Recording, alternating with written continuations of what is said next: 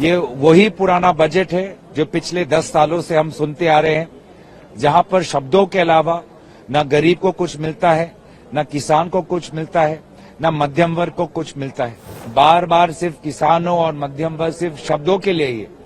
Tax में बार बार restructuring पहले भी हुआ, लेकिन मध्यम वर्ग को कोई राहत नहीं मिली। जीएसटी, जिस प्रकार से जीएसटी, कभी इस पे जीएसटी, कभी उस पे जीएसटी। मुझे ये समझ नहीं आ रहा कि ये भारत सरकार का बजट है कि बिहार सरकार का बजट है। आपने बिहार के अलावा किसी और प्रदेश का नाम सुना वित्त मंत्री जी के पूरे बजट भाषण में? ये बड़ी दुर्भाग्यपूर्ण बात है कि जिन बैसाखियों पे सरकार चल रही है, उन बैसाखियों को स्थिर रखने के लिए उन्होंने बाकी मुल्क की जो विकास है उसको बिल्कुल दांव पे लगा दिया। और बिहार आज भी बहुत पिछड़ा है। अगर देश के प्रधानमंत्री और वित्त मंत्री ने महसूस किया है कि बिहार को देना है, तो किसी को क्यों आपत्ति होनी चाहिए? यह बजट गरीब कल्याण का है, गरीबी मिटाने का है, किसान कल्याण का है, मध्यम वर्ग को मदद पहुंचाने वाला है और स्वास्थ्य के क्षेत्र में, शिक्षा के क्षेत्र में भी बहुत सारी योजनाओं की मंजूरी दी गई है। यह बजट रोजगार के अवसर देने वाला बजट है और इस बजट में माननीय प्रधानमंत्री जी के 2047 के विकसित भारत का जो संकल्प है उसको पूरा करने वाला यह बजट है। जहां तक बजट पे आए, ये वही पुराना बजट है जो पिछले 10 सालों से हम सुनते आ रहे हैं, जहां पर शब्दों के अलावा न गरीब को कुछ मिलता है, न किसान को कुछ मिलता है, न मध्यम वर्ग को कुछ मिलता है। विभिन्न टैक्स के जो प्रपोजल्स आते हैं, नतीजे आते हैं, वो सिर्फ बड़े बड़े कंपनियों के मालिकों को फायदा दिलाता है और आज भी यही है। बार बार सिर्फ किसानों और मध्यम वर्ग सिर्फ शब्दों के लिए ही। टैक्स में बार बार रिस्ट्रक्चरिंग पहले भी हुआ, लेकिन मध्यम वर्ग को कोई राहत नहीं मिली। जीएसटी, जिस प्रकार से जीएसटी, कभी इस पे जीएसटी, कभी उस पे जीएसटी। तो आज भी मुझे लगता है कि पिछले 10 सालों में जितने भी बजट है, सबसे कमजोर बजट इस साल का बजट रहा है। एकदम नॉन इवेंट है।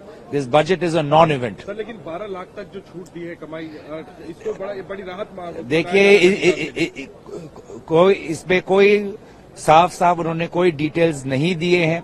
सारे उन्होंने कहा बाद में विवरण है।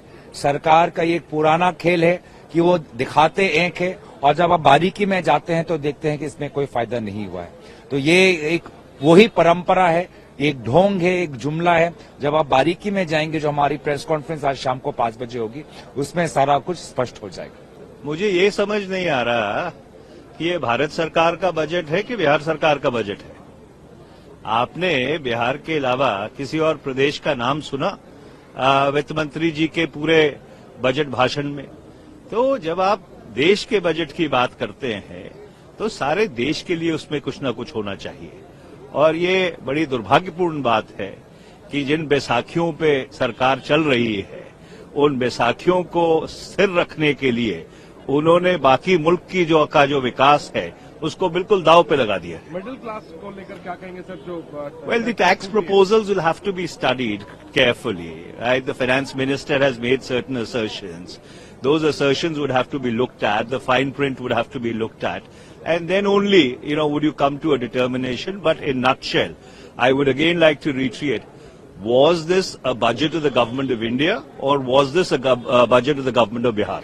14 करोड़ की आबादी है और हमारे पास एक अच्छी सरकार है वहां।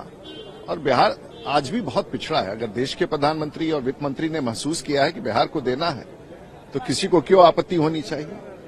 और हमें तो खुशी है कि बिहार को आज हवाई अड्डों का मांग हो, IITs की सीटों का वृद्धि हो, मखाना बोर्ड पूरी दुनिया में सबसे प्रसिद्ध एक ऐसा डाइट फूड है। तो अगर भारत की सरकार बिहार के बारे में सोच रही है तो बिहार भी तो भारत का ही अंग है। मैं समझता हूं कि देश के प्रधानमंत्री को और बिहार के मुख्यमंत्री सबको बधाई देना चाहिए एक अच्छे प्रयास के लिए। और मैं समझता हूं कि बिहार की जनता भी आभार व्यक्त करेगी देश के प्रधानमंत्री। कहा जा रहा है चुनाव में साल के अंत में इस वजह से बिहार को ज्यादा नहीं, आपको ख्याल होगा कि पिछले बजट में भी बिहार के लिए घोषणा हुआ था, इसलिए चुनाव से कुछ लेना देना नहीं। अच्छे काम के लिए हमेशा समय होता है और मैं समझता हूं कि सचमुच बड़ी घोषणाएं बिहार के लिए, चाहे वो सिंचाई के क्षेत्र में हो, सड़कों के क्षेत्र में हो, हवाई अड्डा के क्षेत्र में हो या पढ़ाई के क्षेत्र में हो, बिहार को तो निश्चित रूप से प्राथमिकता मिलनी ही चाहिए। और मैं बिहार का सांसद हूं तो मैं तो उसकी प्रशंसा करूंगा। बिहार में चुनाव है, इसलिए सपना बेचने का काम जरूर हो रहा है लेकिन आज जो किसानों की माली हालत है, मजदूरों का जो हालत है, छात्र नौजवानों का हालत है, गरीब लोगों का जो महंगाई की मार से पिस रहे हैं, उसके लिए तो कुछ नहीं है। ये तो केवल अपना वादा फरोसी परोसना, इससे तो कुछ निकलने वाला नहीं है। जो रियल इंडिया है वो तो आज भी करा रहा है गरीबी महंगाई से। इतना ध्यान दिया सरकार ने बिहार ने बिहार पे क्या हो गया? अब बिहार में पहले क्या नहीं था, अब क्या होने वाला है? मखाना। चलिए आप कह रहे सर तो मखाना बोर्ड बनने से क्या हो जाएगा बिहार को, तो बता दीजिए। नहीं, हम लोग दुखी हैं, हम लोग गुस्से में हैं कि हमेशा बिहार के लोग मोदी सरकार को पिछले 3 चुनाव से जिता के यहाँ भेजते हैं, यहाँ सरकार बनवाने का काम करते हैं, और बिहार को हमेशा ठगने का काम हो रहा है। सर लेकिन बिहार के लिए इतने ऐलान हुए कि आपके ही सांसद मनीष तिवारी पूछ रहे हैं कि भारत सरकार का बजट है या बिहार सरकार का बजट है। नहीं, मनीष तिवारी जी को गलतफहमी होगी। इस तरह के कितने वायदे किए गए जब से बिहार का बंटवारा हुआ, उनको नहीं मालूम होगा कि उस समय LK आडवाणी जी गृह मंत्री ने बिहार के बंटवारे पर जब बहस हो रहा था तो उन्होंने वायदा किया था कि 1,80,000 करोड़ का पैकेज देंगे बिहार को, और बिहार को हम हरियाणा और पंजाब बनाएंगे। उसमें भी मनीष जी के स्टेट का नाम लिया गया था। तो आज बिहार को न तो वो ये मिला, केवल छलावा के अलावे पैकेज तो नहीं मिला। यही प्रधानमंत्री जी जाके 1,25,000 करोड़ का पैकेज का घोषणा किए थे, वो भी छलावा साबित हुआ। बिहार के साथ धोखा के अलावा कुछ नहीं हुआ पिछले 11-12 साल। ये पूरे देश के साथ साथ बिहार को भी प्राथमिकता मिली है, और बिहार में बहुत बड़े परियोजनाओं की स्वीकृति दी गई है। और यह बजट गरीब कल्याण का है, गरीबी मिटाने का है, किसान कल्याण का है, मध्यम वर्ग को मदद पहुंचाने वाला है, और स्वास्थ्य के क्षेत्र में, शिक्षा के क्षेत्र में भी बहुत सारी योजनाओं की मंजूरी दी गई है, और जिसके माध्यम से उत्तम स्वास्थ्य और उत्तम शिक्षा, तकनीकी शिक्षा को बढ़ावा मिलेगा। यह बजट रोजगार के अवसर देने वाला बजट है, और इस बजट में माननीय प्रधानमंत्री जी के 2047 के विकसित भारत का जो संकल्प है उसको पूरा करने वाला यह बजट है। और बिहार में विशेषकर जो मखाना बोर्ड स्थापना की स्वीकृति हुई है, वहां जो कोसी के क्षेत्र हैं और कोसी के क्षेत्र के लिए जो परियोजनाओं की स्वीकृति मिली है, इससे बाढ़ के विभीषिका में भी कमी होगी, सिंचाई भी इससे उपलब्ध होंगे, और कोसी के क्षेत्रों को, खासकर किसानों को काफी मदद मिलेगा।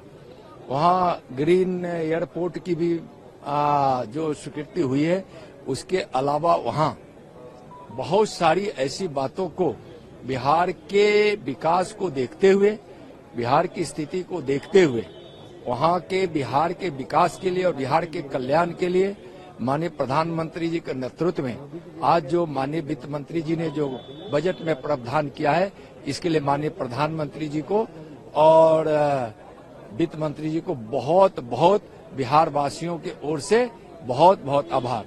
मैं कहूंगी ये मिडिल क्लास की सबसे बड़ी जीत है। ये 240 वोट पर आने की जीत है, क्योंकि जिस तरीके से पिछले 10 साल से मिडिल क्लास की यही मांग थी कि हम लोग सैलरी कमाते हैं, उससे ज्यादा खर्चा हमारा टैक्स में चला जाता है, ना सेविंग होती है, ना इन्वेस्टमेंट होता है। आज फाइनली उनकी सुनवाई हुई है, तो मैं उसका स्वागत करती हूँ। पहली बात ये, बिहार सोच रहा होगा कि काश हर साल चुनाव हो बिहार में, जैसे हमारी जो केंद्र सरकार है उनके बारे में कोई योजनाएं बता सकें। बिहार में चुनाव आ रहा है, 2 तरीके से पता चलता है, जब ध्रुवीकरण शुरू करते हैं और आम आदमी का बजट अनाउंस होता है। तो बिहार भी उम्मीद कर रहा होगा। बाकी सारा विस्तार से, महिलाएं हो, हमारे किसान हो, युवाओं के लिए रोजगार के माध्यम हो, हम उन सबको पहले देखूंगी, पर उम्मीद करती हूँ उन सबको ध्यान में रखकर, जैसे मैंने आज सवेरे भी कहा था, उनका 8th record term consecutive budget है, वो रिकॉर्ड पार करते हुए वो जनता 1.4 बिलियन नेशन के जो जनता है वो उनको तरफ देख रही थी कि उनको राहत की साथ।